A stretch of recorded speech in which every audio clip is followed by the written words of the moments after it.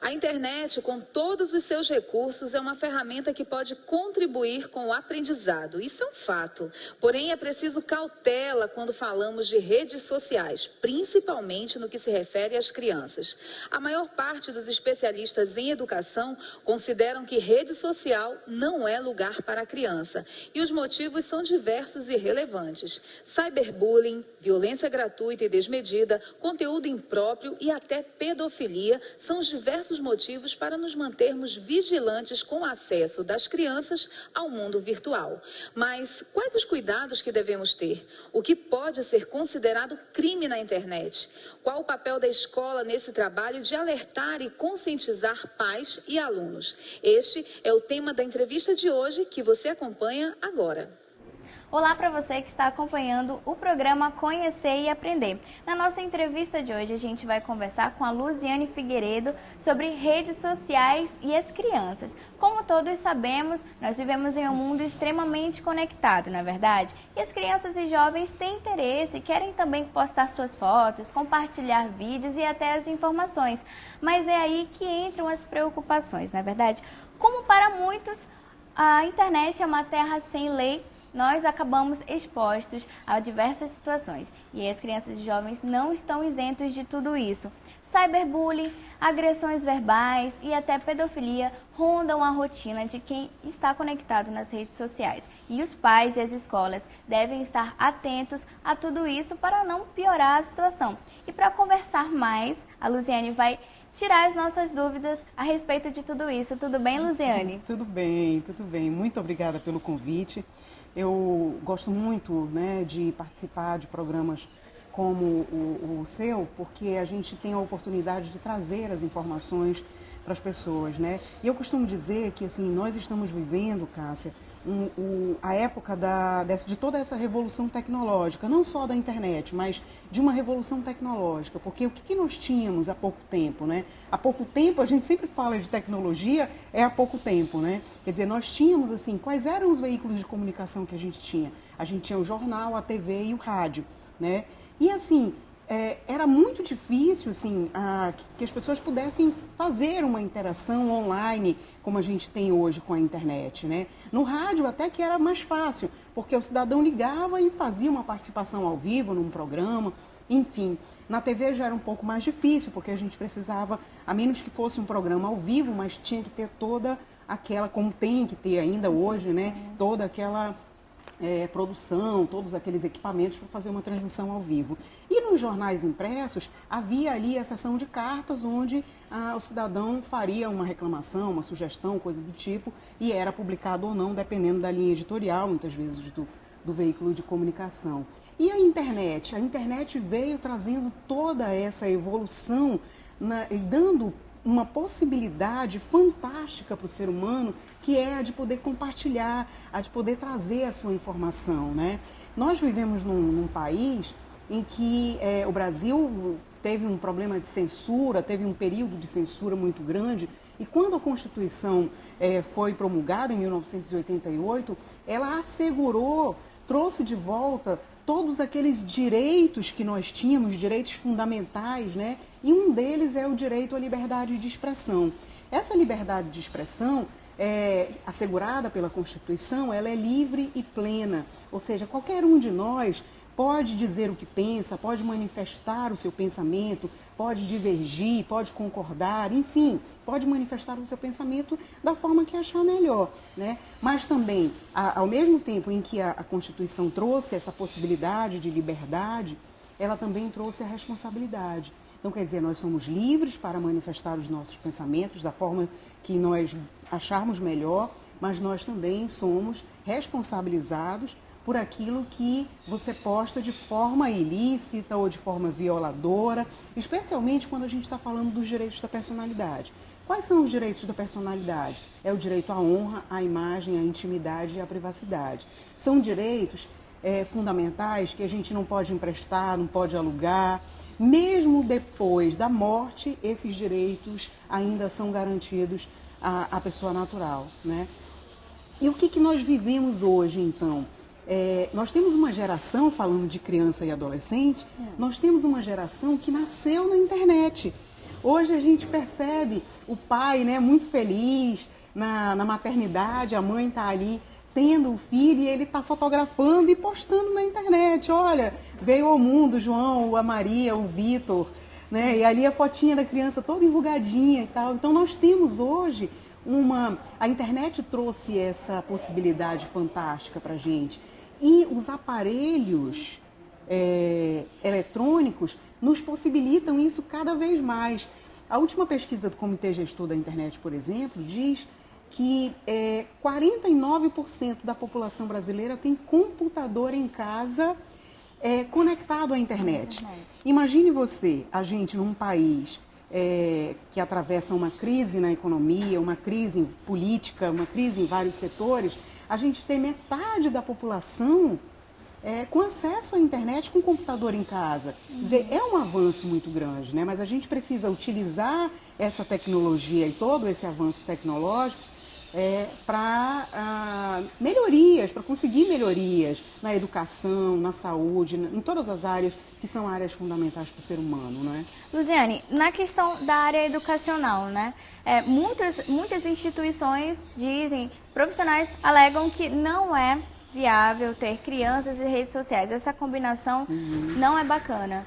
Por quê? Então, eu vejo muito essa discussão hoje, sabe, Cássia? Mas eu acho o seguinte, eu acho que os educadores precisam entender a internet como um veículo de comunicação que precisa ser utilizado em prol da educação, não contra. Porque não adianta brigar contra a tecnologia e contra toda essa evolução. As crianças, os adolescentes estão na internet o tempo inteiro. O que a gente precisa, enquanto educador, é fazer com que elas possam utilizar essa tecnologia em favor da educação, que elas possam utilizar para fazer uma pesquisa correta, que elas possam utilizar para aprender outro idioma, para aprender literatura, para aprender português, para aprender, enfim, matérias que são fundamentais para o desenvolvimento humano, né? Então, eu entendo isso. Eu acho que a gente, como educador, não pode brigar contra a internet, muito pelo contrário, precisa utilizá-la a favor de todo esse desenvolvimento. O Bauman, que é um filósofo que estuda muito essa parte da tecnologia, fala muito dessa questão, né? Ele diz que hoje há uma crise de atenção. Infelizmente, as crianças e os adolescentes que nasceram, que estão nessa fase que a gente chama inclusive de pós-modernidade, elas precisam aprender a se concentrar e a utilizar essa concentração em favor da educação, né? E essa é uma tarefa que a gente vai precisar estudar, que a gente vai precisar ser desafiado para descobrir as soluções. Nós vemos nas redes sociais, Luziane, que os pais acabam expondo seus filhos, né? Colocando o dia a dia deles na escola e tudo mais. Os pais têm essa autonomia da imagem dos filhos? Então, né, eu acho que assim, nós todos estamos, não só as crianças e os adolescentes, mas os adultos especialmente, nós todos estamos vivendo essa evolução dessa tecnologia sem ter muito conhecimento do que vai ser o futuro, né, e do que é o presente exatamente. Então, assim, muitos pais, até muitas vezes sem ter noção disso, muitas vezes sem ter conhecimento dos perigos, postam fotografias de todo tipo, né, das crianças. Como eu falei ainda agora, a questão de a criança está nascendo e o pai está feliz da vida e está postando ali uma fotografia sobre o nascimento do filho, enfim. Isso é muito bacana, só que assim, o próprio Estatuto da Criança e do Adolescente, ele proíbe a publicação, a veiculação de fotografias de crianças, né, de qualquer forma. Então, é óbvio que assim, claro que se tiver uma fotografia que seja constrangedora, porque muitas vezes, olha, isso pode ser um problema inclusive para o futuro, né? Lembra que antigamente tinha muito aquela fotografia, todo mundo de antigamente tinha uma fotografia, especialmente os meninos, peladinho na frente de um Fusca, lembra? Todo mundo tinha essa fotografia. E hoje os adultos têm vergonha, muita gente tem vergonha dessa fotografia. Ainda bem que não estava na internet. Imagina se estivesse na internet. Então hoje você, poxa, o pai posta uma fotografia do bebê pelado, da criança, mas essa criança vai crescer, ela vai para o mercado de trabalho, ela vai para a escola. Será que isso não vai ser constrangedor mais lá na frente? Então é preciso ter cuidado com isso. E com isso eu já te pergunto, muitos acham que a internet é uma terra sem lei, Sim. Mas eles estão enganados? A internet tem as suas leis? Totalmente, totalmente, assim. a internet não é esse faroeste que a gente pensa que é. Né, que uma terra sem lei, que não tem nenhuma legislação, muito pelo contrário. A internet é regida, especialmente quando a gente fala desses crimes contra a honra, a imagem, a privacidade e a intimidade, que são os crimes contra os direitos da personalidade, nós temos a lei maior, que é a Constituição Federal de 88. É ela que já prevê a liberdade e prevê a responsabilização decorrente da violação desses direitos, né? Depois a gente tem o Marco Civil da Internet, que trouxe uma legislação atual, mas ainda deixou de tratar de algumas coisas, né? Por exemplo, o Marco Civil da Internet, ele prevê que os provedores, eles não serão responsabilizados pelos conteúdos postados por terceiros, e nem poderiam. Porque como é que o Facebook, por exemplo, tem 1 bilhão de assinantes no mundo inteiro, vai controlar a postagem de todas as pessoas. E, além do mais, isso seria uma censura prévia, o que não é, assegurado, que é proibido no Brasil a censura, né? Então, assim, primeiro, a internet.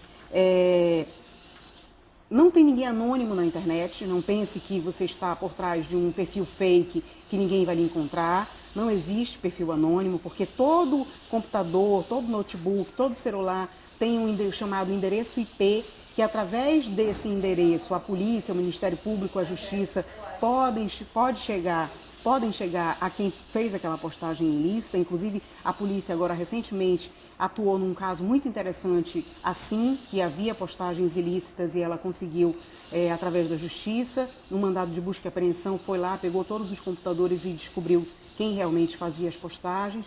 Então, ninguém é anônimo na internet. Há lei para isso, né, que é a Constituição, o Marco Civil da Internet, a Lei Carolina Dickmann. Então, a legislação, sim, é preciso verificar isso. Luziane, nós vemos que muitas vezes na própria internet veiculam vídeos em que as crianças estão na escola, desrespeitando professores, diretores, funcionários. Nesse ponto, o que a escola deve fazer? E se a escola filma a situação e posta na internet, o que acontece? Eu prefiro falar especialmente sobre a questão do compartilhamento do vídeo, né? Porque a questão dos professores com o aluno, eu acho que essa é uma questão mais educacional, né? Que a gente teria que fazer uma reflexão muito maior sobre isso. Agora, o crime é filmar e postar na internet, né? Como foi feito recentemente, por exemplo. A gente não pode ter um vídeo mostrando o caso de uma criança em situação constrangedora, né, postado na internet. Por quê? Porque a gente sabe que na internet, qualquer tipo de vídeo, de fotografia, especialmente a gente chama que o vídeo viraliza, né?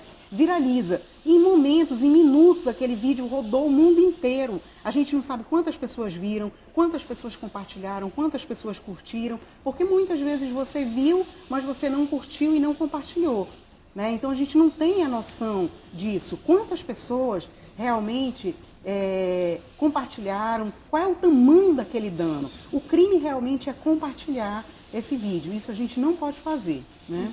Entendi. No primeiro Tem bloco... um outro detalhe que eu queria até falar, que é com relação aos vídeos, que a gente chama hoje, tem a vingança pornô, né? Infelizmente tem muito isso, especialmente contra entre os adolescentes, né? E o Marco Civil da Internet trouxe, no seu artigo 19, a possibilidade de frear, de bloquear essa página imediatamente. Ou seja, a vítima ela não precisa de uma decisão judicial para ter esse conteúdo bloqueado. Basta ela entrar em contato com o provedor, né, e dizer que aquele vídeo em que ela faz parte não foi autorizado, que o provedor tem a obrigação de bloquear. Se ele não fizer o bloqueio, a vítima pode ajuizar uma ação e aquele provedor pode ser responsabilizado juntamente com quem postou o vídeo. Entendi.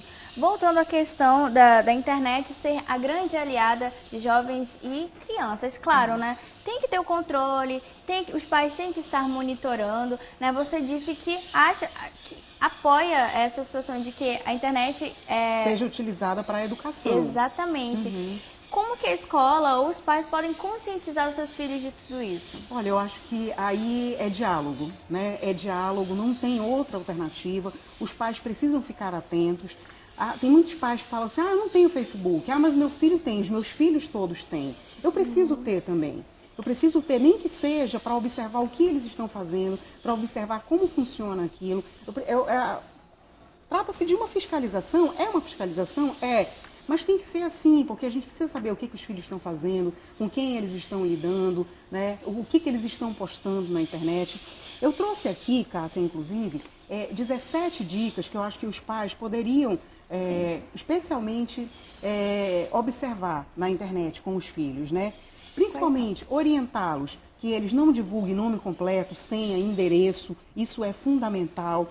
Porque, assim, a gente divulga o nosso nome completo, endereço, CPF, telefone, para quem a gente não conhece, só numa situação de aquisição de algum material, alguma coisa desse tipo, né?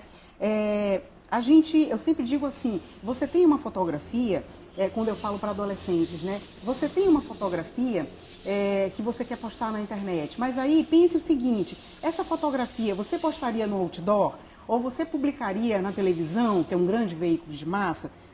Se sim, se positivo, tudo bem, poste na internet, né? Mas se você acha que não, você não colocaria no outdoor ou na televisão, não poste, porque lá na frente você pode se arrepender, especialmente quando o jovem ou o adolescente for entrar no mercado de trabalho, né? E tudo mais.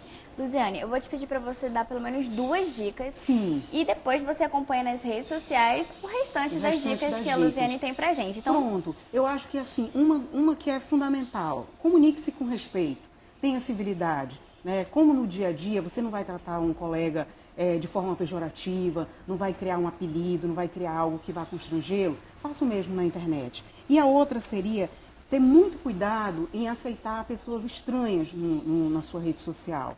Né? Você não aceita uma pessoa estranha, não convida uma pessoa estranha para ir na sua casa, para entrar, para ir no seu quarto. Então faça isso também na internet. O restante a gente vai publicar, vou passar para vocês publicarem então no site. Obrigada, Luziane, pela sua participação aqui no programa Conhecer e Aprender. Eu que agradeço. Volto com você, Márcia, nos estúdios. A internet é um recurso, sem dúvida, indispensável nos dias de hoje. Entretanto, é preciso cautela e maturidade no seu uso. É dever da família e da escola educar os futuros usuários da internet sobre os riscos virtuais e sobre o respeito que se deve ter com o próximo também no mundo digital. E que tal você assistir ao Conhecer e Aprender na íntegra? Então acesse boraver.com.br ou assista no Amazon Sat.